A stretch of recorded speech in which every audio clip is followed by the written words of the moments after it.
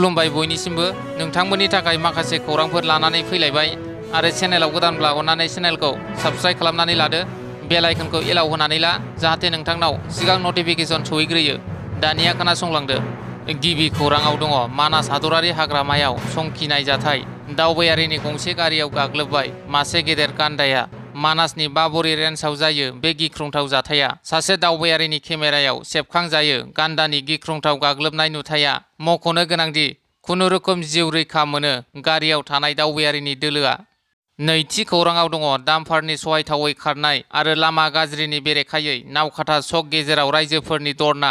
बायहाथा सारियालिनिफ्राय बगामाथि थांनाय लामा गेजेराव नावकाटा ओनसोलनि गोबां रायजो राजाफोरा ओंखारबोनानै धरना खालामनायनि जाहोनाव गारि मटर खारनाया बन्द जायो। उनाव रायजोफोरा धरना खालामनाय जायगायाव गरेस्वर थाना आरो सवागपुर आउटपस्टनि पुलिसनि हानजाजों लोगोसे तामुलपुर जिल्लानि जिल्ला बेंगिरिया नुजाथिनानै थासारिनि सोमोन्दै मिथिनानै लायो। गुबुन फारसेथिं थांनाय 2 दान सिगांनो फुंनि समाव डाम्पार खारनायखौ खुंथायनिफ्राय बिथोन होदोंमोनब्लाबो दिनैसिम मानियाखै होनना ओनसोलनि सुबुङा फोरमायनायजों लोगोसे फरायसानि कलेजाव थांनाया गोबां फरायसाफोरा जेंनानि मोगा-मोगि जाबोदों होनना बुङो आरो डाम्पार खारनायखौ फुंनि 8 रिंगानिफ्राय मोनानि 8 रिंगासिम बन्द खालामनो दाबि दैखाङो।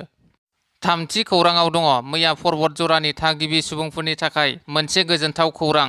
गिबि खेब पर्बत जरायाव मानगोनां बिटिआरनि गाहाय मावफुं सोद्रोमा प्रमद बर'नि गोख्रों नाजानायजों गासै बर'फोरजों लोगोसे गुबुन गुबुन हारिनि 1245 हा गैजायै नखरफोरनो हानि फोरमानलाइ गथायना होयो। मख'नांगोनदि गोलाव सम हानि थाखायनो जुजिबोनानैब्लाबो हानि बिबांखौ थांनाय सरखारनि समाव मोननो हाबोआखैमोन।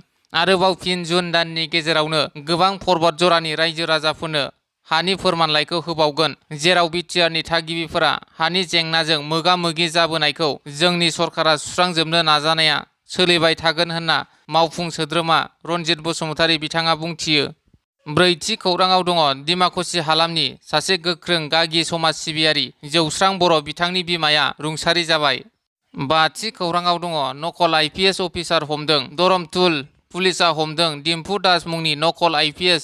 दिम्पु दासआ गावखौनो दिल्ली पुलिसनि डिसिपि होननानै सिनायथि होयोमोन। द'थि खौराङाव दङ गुवाहाटी गोजौ बिजिरसालिखौ बमाजों उरायहोनो हुमखि। सिनाय मोनि दुथाङा गुवाहाटी गोजौ बिजिरसालिखौ बमाजों उरायहोगोन होननानै इमेलनि गेजेरजों हुमखि हरदों। बेनि उनावनो गोजौ बिजिरसालियाव रावना होयो पुलिस रैखाथि बिफान आरो बम स्क्वाडनि टीमआ। स्निथि खौराङाव दङ कामाख्या थानसालियाव मुकेश आम्बानीनि फिसाज्ला आकाश आम्बानीआ दावबायफैदों। आकाश आम्बानीआ मैया कामाख्या थानसालियाव दर्शन खालामनानै फुजा अर्चना खालामो आरो बिमा कामाख्यानि बोर लायो। दाइनथि खौराङाव दङ काजिरङा नेशनेल पार्कआव सासे सुरां सिखारिनि जिउ खहा। थांनाय हराव आगरतली रेन्जनि दानबारि बिट अफिसनि बेन्दोंआव पुलिस हाग्रा बिफान आरो सुरां सिखारिनि गेजेराव गावलायनायाव सासे सुरां सिखारिनि जिउ खहा जायो। जाथायसालियाव सुरां सिखारिनि गोथै सहजों लोगोसे गंसे हाथियार बोखांदों। गुथि खौराङाव दङ कक्राझाराव विकसित आबाद संकल्प अभियान बेखेवदों। बे हाबाफारिखौ कक्राझार सानजा एसटि बियाबनि एमएलए लरेन्स इस्लारिजों लोगोसे गसाइगाव बियाबनि एमएलए जिरन बसुमतारी बिथांमोना बेखेवनानै होयो। बे फोसावनायनि गुबै थांखिया गुदि थाखोनि आबाद जौगाथायखौ बांहोनाय आरो आबादारिफोरजों थोंजों सुंजाबनायखौ गोरलै खालामनाय। भारत सरकारनि आबाद आरो आबादारि मन्थ्रि बिफाननि बिथोन बायदिब्ला बे हाबाफारिनि बाहागो महरै जिल्लानि गासैबो जौगाखां ब्लकफोराव गुबुन गुबुन जायगाफोराव जथुमफोर खुंनाय जादों। बे फोसावनाया 29 मेनिफ्राय 12 जुन 2025 सिम जागोन आरो बेखौ आबाद बिगियान मिरु केबिके, कक्राझार आसाम आबाद मुलुगसोलोंसालि आरो आबाद जुनाद फाहामथाय, डेयरी जौगाथाय, ना फिसिनाय बिफानजों लोगोसे आसाम रायजो गामियारि जिउ राहा मिशनजों लोगो नांना खालामदों। रायखांनो गोनांदि हाबाफारिनि गिबि जथुमाया कक्राझारनि बिसमुरिनि सिङाव थानाय सानजा मालिगाव बिसिडिसि मावख'नि सावराय जुथुम न'ब्लाङाव जादोंमोन। बे हाबाफारियाव जिल्ला आबाद मावख'गिरि दिगन्त थापा, एएसआरएलएम बिथांखिनि मावख'गिरि बिचित्रा बिरजय नार्जारिजों लोगोसे गोबां जायगानि आबादारिफोरा बाहागो लादों। 10थि खौराङाव दङ बिटिआर सरकारनि मददजों गसाइगाव महकुमानि सिङाव थानाय बावरागुरि शंकरदेब शिशु निकेतन फरायसालिनि गाहाय दरखंनि खुन्थिया गायसनदों। बे गाहाय खुन्थियाखौ बिटिआरनि मावफुं सोद्रोमा उकिल मुसाहारिया गायसननानै होयो। मैयानि बे हाबाफारियाव फरायसालिनि सामलाय आफादनि आफादगिरि रिकेश आगराल, सामलाय आफादनि बारग' आफादगिरि सुनिल कुमार बर्मन, फरायसालिनिनो गोरायुं कार्तिक चन्द्र बर्मन, बिथांमोनजों लोगोसे फरायसालिनि गासैबो फोरोंगिरिफोर आरो गोबां फरायसाफोर दिथागिरिफोरा बाहागो लायो। 11थि खौराङाव दङ सिमलुगुरि गामिनि रायजोफोरा हान्थिनाय राहानि थाखाय सरकारखौ लामा नायालासिनो गावबा गावनि रां खांनानै दालां बानायनानै लादों। रायजोफोरा फोरमायनाय बादिब्ला डेपुटि चिफ गबिन्द बसुमतारीनो आर'जलाइ होसेयावबो लामा दालाङा जायाखै होनना सिमलुगुरिनि रायजो राजाफोरा खौरांनि गेजेरजों बुंथियो। 12थि खौराङाव दङ क'क्राझार जिल्लानि सिङाव थानाय रामफलबिल रुपनाथ ब्रह्म गेवलां गेलेग्रा फोथाराव सानसेनि मेहेरगोनां हाबाफारिनि गेजेरजों दतमा ब्लक इउपिपिएलनि बानजायनायाव सुबुं गौमाजों लोगोसे जयनिं हाबाफारि खुंफुंदों। बिटिसि बिसायख'थिखौ नोजोर लाखिनानै गुबुन गुबुन दोलोजों लोगोसे इउपिपिएल दोलोआबो गावसोरनि दोलोखौ गोख्रों खालामनो थाखाय थाद'नाय गैयै खामानि मावगासिनो दङ।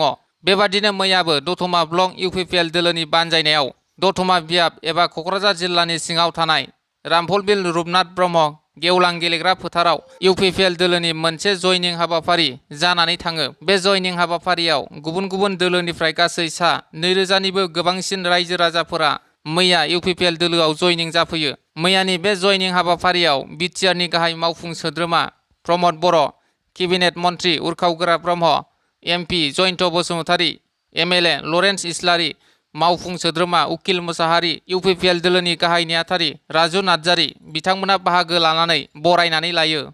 13थि खौराङाव दङ मैया बिजनी थुरिबारियाव थानाय एजिपि मावख'आव एजिपि दोलोनि मावथिफोरनि जथुमा खुंफुंदों। बे हाबाफारियाव एजिपि मिरु आफादनि लेङाइ आफादगिरि अपर्ब भट्टाचार्यआ बाहागो लायो। एजिपि दोलोआ बिटिसिनि मोन 40 बियाबफोरनि गेजेराव मोन 10खौ सायख'खाबाय। दोलोआ मोन 10 बियाबफोराव गोख्रोङै बादायलायनो थाखाय थागथियारि जाबाय। दोलोनि मेलाव रायजो सभानि बारग' एमपि कुमार दीपक दासजों लोगोसे बिटिसि बिसायख'थि आफादनि आफादगिरि आरो बारग' एमएलए भुपेन राय आरो 100निबो बांसिन दोलोनि मावथिफोरा बाहागो लायो। 14थि खौराङाव दङ साहा रङिया दख'रा दुलाराय बर' फरायसा आफादा मेट्रिक आरो जौसिन थाखोआव सेथि मासि उथ्रिसारनो हानाय फरायसा फरायसुलिफोरखौ बरायनाय हाबाफारि लादों।